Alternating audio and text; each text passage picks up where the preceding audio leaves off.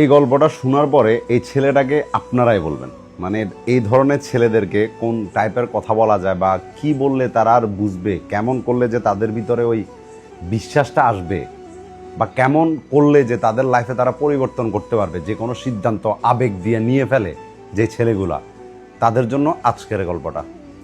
ছেলেটার সাথে মেয়েটার পরিচয় কেন বলি, ছেলেটার বোনের বাড়ি যেখানে, ওইখানে মেয়েটার নানুর বাড়ি থাকে।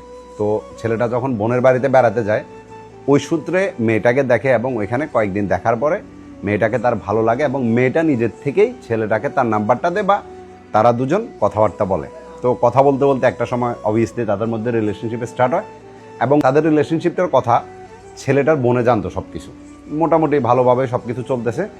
একদিন হঠাৎ করে মেয়েটা ছেলেটাকে বলে যে, দেখো আমি তোমাকে বিয়ে করব ঠিক আছে, বাট আমি তোমার জন্য আমার ফ্যামিলিকে ছেড়ে দেওয়া বা ফ্যামিলির জন্য তোমাকে ছেড়ে দেওয়া এটা আমার পক্ষে হবে না। তো ছেলেটা বললো যে এমন সিচুয়েশন আমাদের জীবনে কখনো আসবেও না, কারণ ছেলেটার থট হলো এটা যে এখন ঠিক আছে আমি পড়ালেখা করতেছি, ফিউচারে আমি চাকরি বাকরি করবো, আর আমাদের ফ্যামিলির যে একটা স্ট্যান্ডার্ড, তাদেরও স্ট্যান্ডার্ড মোটামুটি, আমরাও কোনো জায়গা দিয়ে কমতি নেই, অবভিয়াসলি তারা না করার কোনো অপশন নাই।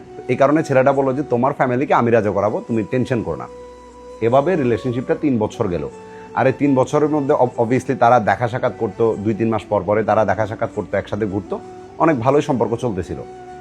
3 বছর পরে হঠাৎ করে একদিন মেয়েটার মানে ফোনে কল দিতেছে, কল যাচ্ছে না, মেয়েটা অনলাইনে নাই, কোনোভাবে তার সাথে যোগাযোগ বা কন্ট্যাক্ট করতে পারতেছিল না। মোটামুটি 4 থেকে 5টা মাস চলে গেছে, ছেলেটা পাগলের মতো গেছে মেয়েটার খোঁজ খবর নেওয়ার জন্য, কিন্তু কোনো কিছু নিতে পারতেছে না বা কোনো খবরই মেয়েটার পাচ্ছে না। ঠিক আছে, এই যে সময়টা, এর মধ্যে মেয়েটাকে অনেক খুঁজছে ছেলেটা, কিন্তু তার কোনো নিউজই ছেলেটা পায় নাই। 5 মাস পরে ছেলেটার বোন ছেলেটাকে কল করে যে কথাটা বলছে, এটা শোনার জন্য হয়তো ছেলেটা প্রস্তুত ছিল না। ছেলেটার বোনে বলতেছে যে তুই যে মেয়েটার সাথে রিলেশনশিপে ছিলি বা যার জন্য এত মাস পর্যন্ত কান্নাকারি করতেছিলি, যারা খুঁজতেছিলি, আসলে সেই মেয়েটা তো একটা ছেলের সাথে চলে গেছে, তার ফ্যামিলিও জানে না, ঘর থেকে পালাই গেছে একটা ছেলের সাথে।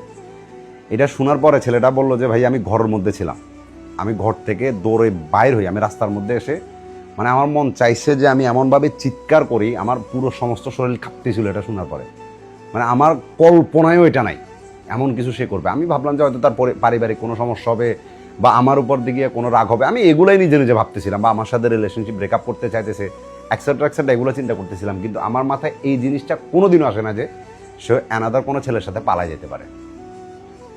মোটামুটি ছেলেটা কান্নাকাটি করে নিজেকে রিকভারি করলো। বিষয়টা যদি এতটুকুর মধ্যে শেষ হয়ে যেত তাহলে ঠিক ছিল।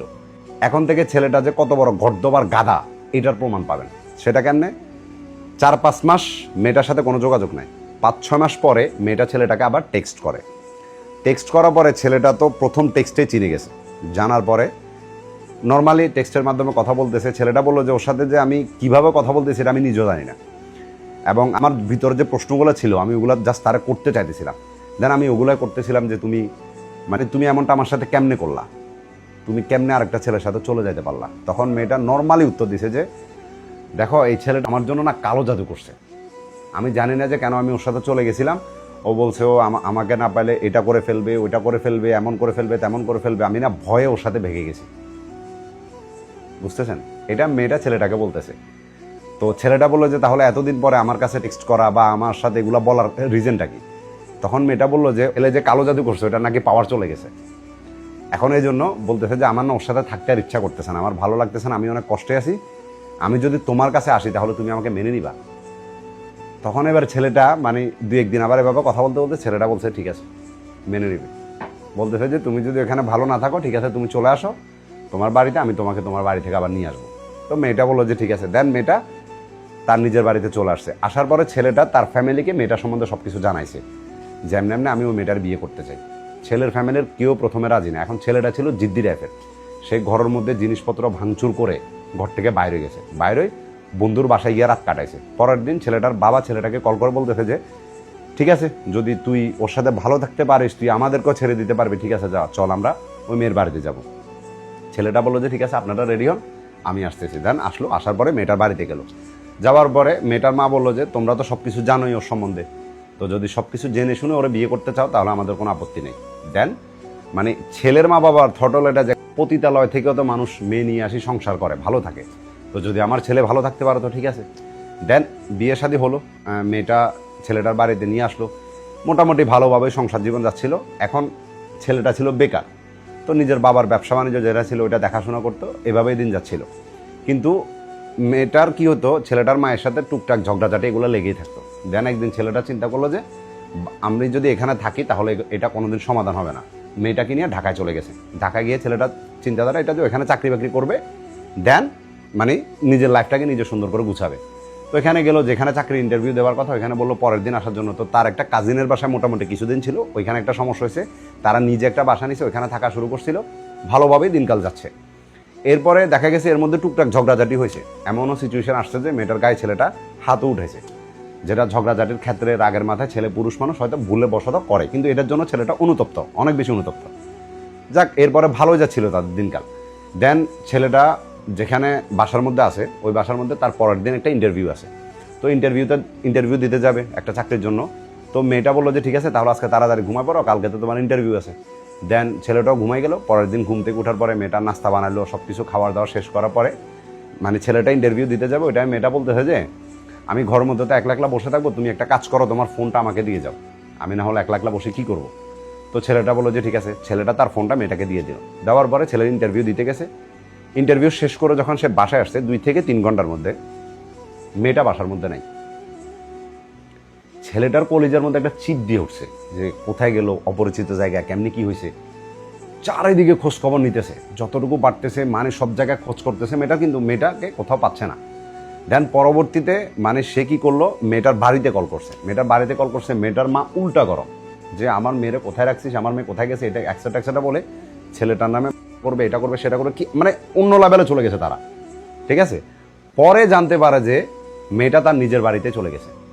এখন নিজের বাড়িতে কেন গেছে জানেন? এই মেয়েটার ফ্যামিলি থেকে যখন মেয়েটা ওই যে প্রথম যে ছেলের সাথে ভেগে গেছিল তার সাথে চলে আসছিল তার কাছ থেকে, তখন মেয়েটার খালা মেয়েটার জন্য একটা সম্বন্ধ নিয়ে আসছিল।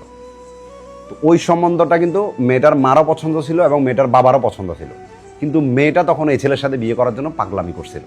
দেন মেয়েটার ফ্যামিলি না পারতে রাজি হয়েছে যে এখানে বিয়ে দিবে। এখন যখন দেখতেছে যে এখনও ছেলেটা স্ট্রাগল করতেছে, সে ঠিকমতো চাকরি বাকরি করতেছে না, তাদের মেয়ে কষ্ট করতেছে, এবং মেয়েটাও বুঝে গেছে যে ছেলের সাথে এসে তো আমি ভুল করছি, যে আমি কতদিন এভাবে স্ট্রাগল করে করে থাকবো। দেন মেয়েটাও রাজি হয়ে গেছে যে তার খালা যে ছেলেটা দেখাচ্ছে তার সাথে বিয়ে করার জন্য, এবং এই জন্য মেয়েটা এই ছেলেটাকে ছেড়ে তার নিজের বাড়িতে চলে আসছে। এবং তার নিজের বাড়িতে আসার পরে মানে যত চেষ্টা করছে ছেলেটা একদিন কথা বলার জন্য, মেয়েটার সাথে কথা পর্যন্ত বলতে পারে নাই। মেয়েটার ফ্যামিলি ডিরেক্ট ছেলেকে বলতেছে যে যদি আমাদের মেয়ের কিছু হয় করে দেবো, এটা করে দেবো, সেটা করে দেবো। এখন ছেলেটার কি হয়েছে, তার ফ্যামিলির যে একটা সাপোর্ট ছিল ওইটাও হারা ফেলছে। ছেলেটা সব দিক শেষ, ধ্বংস, মানে সব দিক একদম নিঃস্ব হয়ে গেছে। অনেক কষ্টের পরে মেয়েটার সাথে যোগাযোগ করার হয়েছে, এবং মেয়েটা তখন ছেলেটাকে বলছে যে আমাকে আমার মতো থাকতে দাও, তুমি তোমার মতো নিজের লাইফ লিড করো, তো আমাকে কল দিয়ে বিরক্ত করিও না, ডিস্টার্বও করিও না, এবং আমি যেটা করতেছি আমি জেনে শুনে করতেছি। তো পরে এই ছেলেটাকে ডিভোর্স দিয়ে দিছে। ডিভোর্স দেওয়ার পরে তার খালায় যে ছেলেটা দেখাচ্ছে তার সাথে মেয়েটা বিয়ে করছে, এবং ওইখানে মেয়েটা চলে গেছে। আর এদের এই এত কিছুর ভিতরে তাদের যে একটা সম্পর্ক ছিল, বিয়ে শাদী হয়েছে, মেয়েটা কিন্তু কনসেপ্ট করছিল, কিন্তু মেয়েটার ওই বাচ্চাটা নষ্ট করে ফেলছে মেয়েটার মায়, নষ্ট করে এখন যেখানে বিয়ে দিছে ওইখানে মেয়েটার সন্তান হয়েছে। বুঝতেছেন?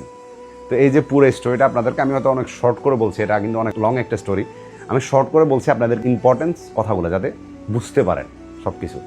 তো এখানে আপনারা কার দোষ দিবেন? মেয়েটার দোষ দিবেন? আমি তো মেয়েটার দোষ বিন্দু পরিমাণে দিব না, এখানে মেয়ের দোষ বিন্দু পরিমাণ। যদি আমার কেউ বলে যে মেয়েটার কোনো অন্যায় আছে, কোনো অন্যায় নেই। মেয়েটার জায়গায় রাইট আছে, তার ওই ছেলেটা ভালো লাগছে, সে ওই ছেলের সাথে গেছে, পরে তোমাকে টেক্সট করছে, তোমার তখন আবার ভালো লাগছে, তুমি তাকে নিয়ে আসছো। মেয়েটার আবার তোমার সাথে ভালো লাগতেছে না, সে তার সিদ্ধান্ত নিয়ে নিছে। তো এখানে মেয়েটার কোনো দোষ নাই, কারণ দোষ সব তোমার। তুমি নিজের জীবনকে নিজেই বরবাদ করছো। তোমার সাথে 3 বছর রিলেশনশিপ থাকার পরে যে মেয়েটা হুট করে একটা ছেলের সাথে চলে যেতে পারে, তো অবশ্যই ছেলের সাথেও ডাবল টাইমিংয়ে রিলেশনশিপ ছিল, এবং সেখানে যাওয়ার পরে দেখতেছে যে হয়তো তার মন মতো কোনো কিছু হইতেছে না, তোমার কাছে আবার আসছে, তুমি তাকে তখন আবার মেনে নিছো। আবার মেনে নাও না, শুধু বিয়েও করছো, বিয়ে করে নিজের ফ্যামিলির থেকেও দূরত্ব করে ফেলছো ওই মেয়েটার জন্য। দেন সে আবার তোমার তার রূপ আসল যেটা সেটা আবার দেখা দিছে। তো তোমার জীবন ধ্বংস করার জন্য তুমি নিজেই দায়ী। এখানে অন্য কাউকে কখনো ব্লেমও করিও না, দোষও দিও না। তবে হ্যাঁ, সামনের দিকটাকে যদি পরিবর্তন করতে পারো ওইটা চেষ্টা করো। বাস এতটুকুই বলার আছে তোমার, আর কিছু বলবো না। ভালো থাকবা।